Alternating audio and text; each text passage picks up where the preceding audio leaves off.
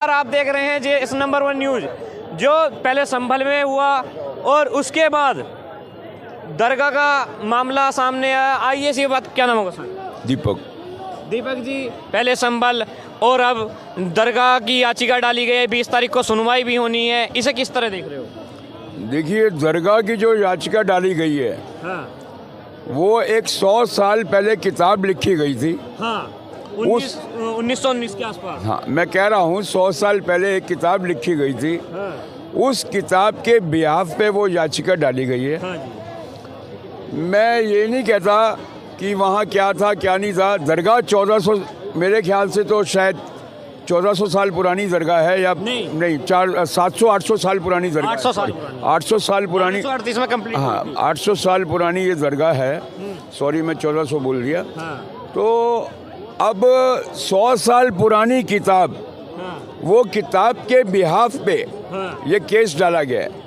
असदुद्दीन ओवैसी कह रहे हैं कहीं सबूत के तौर पर किताब थोड़ी पेश की जाएगी, ऐसा तो पता नहीं कितनी किताबों में क्या लिखा हुआ है। हाँ, मैं उसी पॉइंट पे आ रहा हूँ। देखिए, मैं हिंदू हूँ, हाँ, लेकिन मैं दरगाह को मानता हूँ। हाँ। मैं दरगाह का मुरीद हूँ। हाँ। मैंने निज़ामुद्दीन औलिया में भी चदरें चढ़ाई हैं। हाँ। मुंबई के हाजी अली में भी चढ़ाई हैं। हाँ। और मेरी एक मन्नत भी है, हाँ, ख्वाजा मोइनुद्दीन चिश्ती की दरगाह जाने की। हाँ। मेरी एक मन्नत मैंने मांगी हुई है। हाँ। तो मैं तो वहाँ भी चढ़ाने के लिए जा सकता हूँ। हाँ, लेकिन मसला ये है हाँ। कि बाबर ने और औरंगजेब ने हाँ। हमारे हिंदुस्तान पे इतना कहर ढाया है, इतना कहर ढाया है। अब या तो हम उस जमाने के पैदा हुए होते, हाँ। टाइम मशीन में चले जाएं, एक टाइम मशीन बन जाए, हाँ। तो सारी पिक्चर क्लियर निकल के आ जाए। अच्छा। अब इतने मंदिरों को तोड़ा गया है। सोमनाथ मंदिर हमारा जो पवित्र है, हाँ। उसको कई बार तोड़ दिया। हाँ। असदुद्दीन ओवैसी कह रहे हैं प्लेसेस वैसे एक्ट का अवहेलना की जा रही है। देखिए, प्लेसेस ऑफ वर्शिप एक्ट ये कांग्रेस ने बनाया।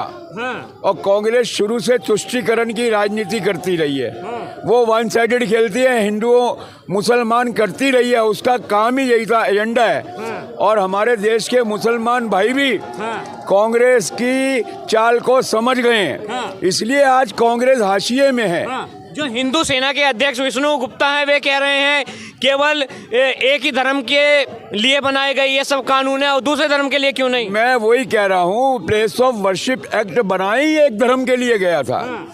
जब राजीव गांधी कोर्ट के जजमेंट को पलट सकता है शाह बानो केस में, तो क्या कुछ नहीं हो सकता है? तो ऐसी बड़ी बात नहीं है। कोई ये प्लेस ऑफ वर्शिप एक्ट कोई छप नहीं गया। संविधान में संशोधन करके इसको निरस्त भी किया, इसको हटाया भी जा सकता है। तोकीर रजा कह रहे हैं एक एक मस्जिद को क्यों टारगेट कर रहे हैं, एक साथ सब पे बुलडोजर चला दो। देखिए, तोकीर रजा को नहीं पता, मंदिर तोड़ के मस्जिदें बनाई हैं, जो जग जाहिर है हमारे इतिहास में लिखा हुआ है। और वो चीजें निकल के आ रही हैं। जब कहते थे कि अयोध्या तो जाकी है, काशी मथुरा बाकी है, तो काशी मथुरा में भी किया ही हुआ है। ज्ञान वापी का विवाद चल ही रहा है। काशी मथुरा का शाही ईदगाह का विवाद चल ही रहा है। तो ये जो है कोर्ट के थ्रू संज्ञान अगर जा रहा है, ये तो बहुसंख्यक हैं हम हिंदू 80% है इस देश में। 100 करोड़ से ऊपर आबादी है। तो भी हम कोर्ट का ही सहारा ले रहे हैं। हम बाबर नहीं बन रहे, हम औरंगजेब नहीं बन रहे, हम कोर्ट का ही सहारा ले रहे हैं। अच्छा। तो अगर कोर्ट का सहारा ले रहे हैं तो इनको मिर्ची लग रही है तो लगने दो, क्या फर्क पड़ता है? असदुद्दीन ओवैसी कह रहे हैं जो असदुद्दीन ओवैसी एक तो हैदराबाद के निजाम के वंशज है वो। अच्छा। जो आपको मैं क्लियर कर दूं, और जब हमारा देश आज़ाद हुआ 565 रियासतें थी। 565 रियासतों में एक हैदराबाद और एक जूनागढ़, ये दोनों ने कह दिया था हम इंडिया में नहीं आएंगे, हम तो पाकिस्तान जाएंगे। तो असदुद्दीन ओवैसी के जो नवाब थे, वो नवाब वही थे हैदराबाद के निज़ाम। अच्छा। वो निज़ाम के खानदान से असदुद्दीन ओवैसी बिलोंग करते हैं। जब उनसे इस बारे में बात की जाती है तो उनका बंगले झाँकने लगते हैं, इधर उधर उनकी बातें हो जाती हैं। और मुसलमान हमारे भाई लोग असदुद्दीन ओवैसी को रहनुमा नहीं बनाना चाहते। अगर बनाना चाहते होते तो अभी तक असदुद्दीन ओवैसी का इंडिया में कद बढ़ चुका होता। ये बात पक्की है। जो पढ़े लिखे समझदार मुसलमान हैं वो हर एक चीज़ को जानते हैं कि आगे क्या हो रहा है और क्या नहीं हो रहा। असदुद्दीन ओवैसी कोई बहुत बड़ी तोप नहीं है, उसको जो बोलना है उसने बोलना है, उसके भाई ने जो बोला वो सबको पता है। ऐसा कह रहे हैं, कोर्ट पे सवाल उठ रहा है कि एक ही धर्म जाता है और उसकी याचिका की अपील गिरता है तो उसको मंजूरी दे दी जाती है, जब दूसरा धर्म जाएगा तो जब ही तो देनी चाहिए, एक धर्म के जाने से क्यों देते हैं? 2014 से पहले, मोदी गवर्नमेंट बनने से पहले कांग्रेस की गवर्नमेंट थी, तो उस समय अगर हिंदुओं की बीजेपी बात करती थी तो कांग्रेस बोलती थी कि बीजेपी सांप्रदायिकता की बात करती है, हिंदू मुस्लिम की बात करती है।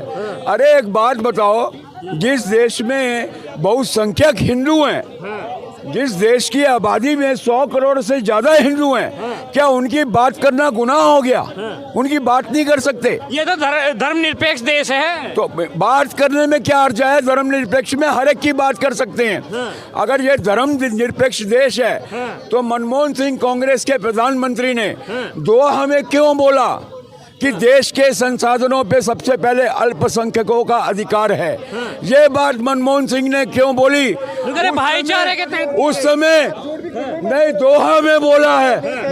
आप शर्त लगा लो, कभी माइक पे ना, सॉरी, नहीं तो मैं भी नहीं बोलूंगा। आप मत बोलो, कुछ भी मत बोलो। क्या नाम होगा? क्या नाम होगा? आप वो हो बोल के चले जाओगे यहाँ से। मनमोहन सिंह ने बोला देश के संसाधनों पे अल्पसंख्यकों का अधिकार है, ये बात मनमोहन सिंह ने बोली।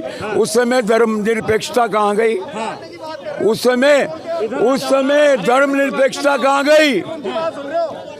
हिंदुओं की बात करना कोई गलत नहीं है। आप भी इस वीडियो पर अपनी राय दीजिए और JS नंबर 1 न्यूज को लाइक कीजिए, शेयर कीजिए और अगली वीडियो का इंतजार कीजिए।